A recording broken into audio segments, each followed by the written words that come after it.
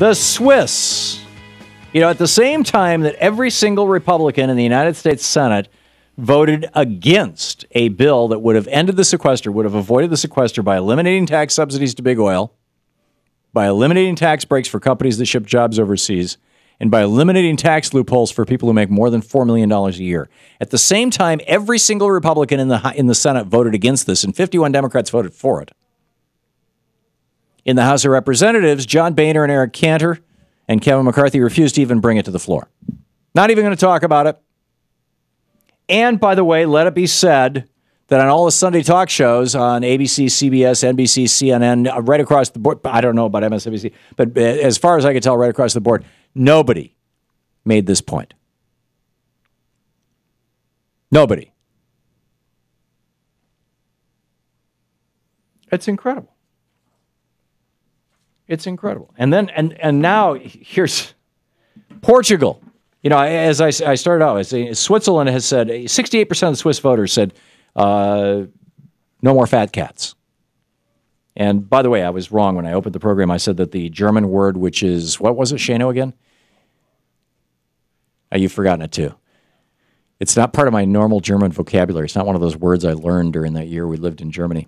But basically, I had said I thought it meant literally fat cat. Man, I was curious because it didn't have Katzen in it, which is the German word for cat. I think fat cat in German would be grosse Katzen, right? Large cat. But actually, it's a word that means swindler or hustler. Say it again? Abzucker. Yeah. The Abzucker rule. So in any case, it means, hustler. And 68% of the Swiss said that's it. You know, the Abzuckers can no longer just pay themselves whatever they damn well please. Just like the European Union said banksters can no longer pay themselves more than 100% a year in a bonus. Because everybody knows, I mean, everybody gets at least 100% bonus at the end of the year. Right? I mean, come on. Give me a break. Fabio Carvalho, a movie maker taking part in the protest in Lisbon. Lisbon? Lisbon's been Portugal, the capital of Portugal. 40 cities across Portugal this weekend on Saturday, filled with people denouncing austerity, saying enough. This idea, you know, what the Republicans want to do to the United States, what the conservatives are already doing to Spain, Italy, Portugal, Greece, the weaker countries that don't have their own currencies and therefore cannot, control their own destiny. We don't want this happening here in Portugal. They were carrying banners that said, "Screw the Troika. Austerity kills." So Fabio Carvalho, this movie maker taking part in the protest in Lisbon, told Reuters, "This government has left the people on bread and water, selling off state assets for peanuts to pay back debts that were contracted by corrupt politicians to benefit bankers." You get what's going on? This is the cancer stage of capitalism.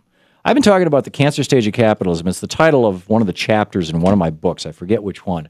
I think it's probably Cracking the Code. It might be Screwed. No, actually, it's probably Screwed. My book's Screwed.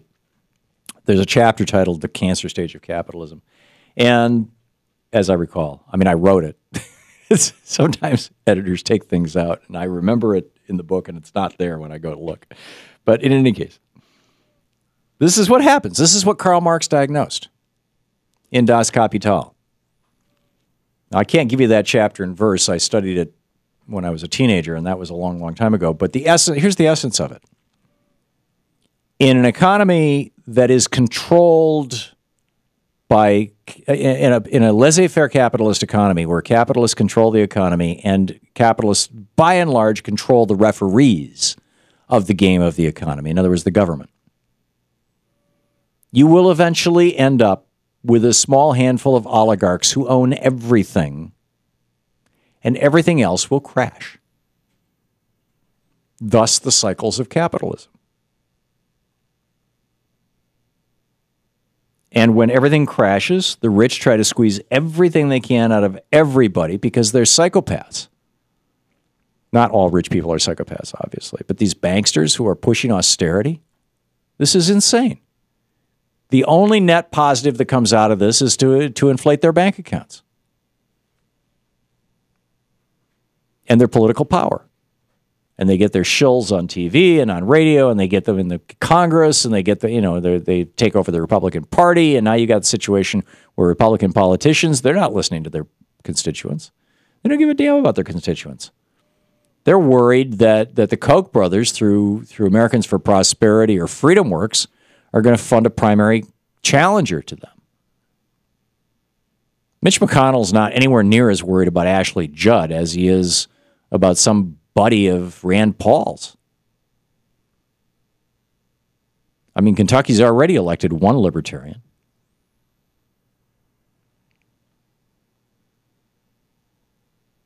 This is the problem. This is what we are looking at. You know, cancer is when a couple of cells rise up and say, we're going to take all the food. We're going to take all the energy. And the rest of the body just withers and gets smaller and smaller and smaller until it finally dies. That's how people die of cancer, is the cancer consumes all the life force of the body.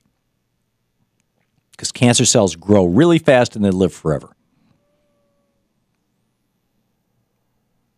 And that's when you hit this cancer stage of capitalism, the society is on the edge of death, or at least the economic system.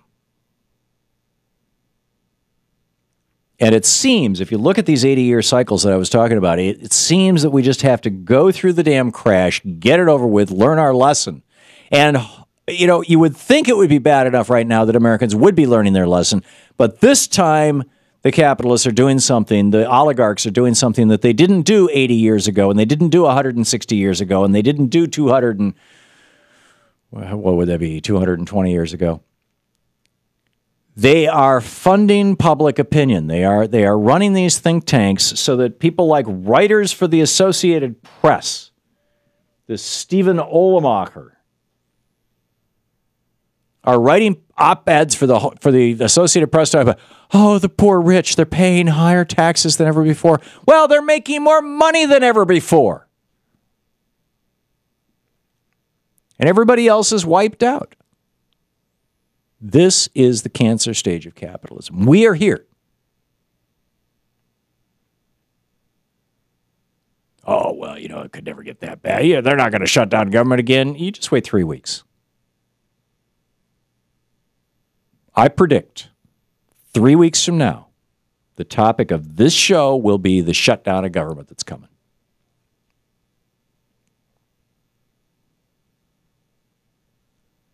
And that's on top of the cuts that they've already got. And you know, and they say, well, Obama got his tax raise. The Bush tax cuts expired. Nobody raised taxes. The Bush tax cuts were a 10-year sequestration, or not, reconciliation, temporary tax cut that was supposed to stimulate the economy after 9/11. And it didn't stimulate the economy, by the way. Instead, what it did was it allowed the top 1% to make off with basically all the profits, all the revenues. I mean, they're just making out like bandits.